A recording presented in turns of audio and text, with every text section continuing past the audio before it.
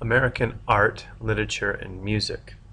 In this lecture, I'm going to address Virginia SOL US2.6c. At the conclusion of this lecture presentation, I want you to be able to answer the following questions. Who were the leaders in art, literature, and music during the 1920s and 1930s? What were the contributions of these leaders? And how did the Harlem Renaissance influence American life? Now we're going to begin by discussing the Harlem Renaissance. The Great Migration led to large movements of African Americans to places like Harlem, a neighborhood on New York's west side. Harlem was the world's largest black urban community in the 1920s, and it produced a burst of cultural activity that became known as the Harlem Renaissance. This burst of cultural activity symbolized a rebirth of hope and culture for African Americans. Harlem became home to writers, musicians, singers, painters, sculptors, and scholars. Among them were poet Langston Hughes and writer Zora Neale Hurston. Jazz musicians such as Louis Armstrong and Duke Ellington performed at Harlem's most famous nightclub, the Cotton Club. Bessie Smith brought her unique style of blues singing to Harlem, and Jacob Lawrence chronicled the experiences of the Great Migration in his paintings.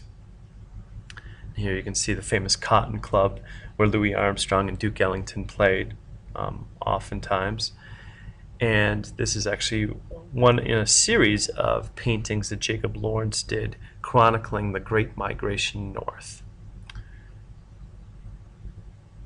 Now, life in the 20s and beyond will be the second part of what I'd like to discuss with you.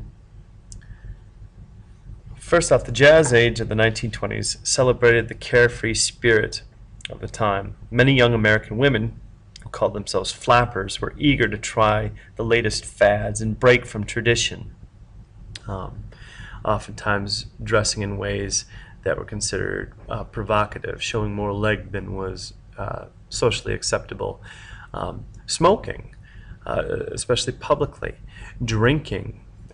Alcohol was prohibited during the 1920s by law, but drinking at the speakeasies, doing what the boys did, that was something that many women started doing during the 1920s.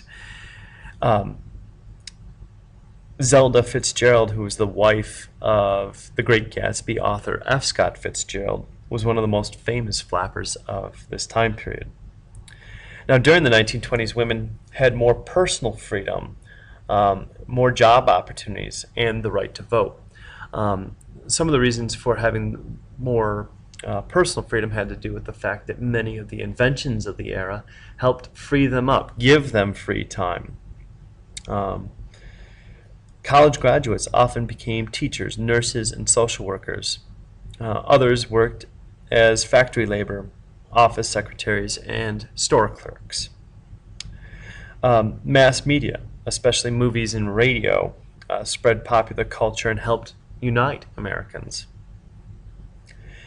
Many famous American artists, musicians, and writers created great works that captured the spirit of the times.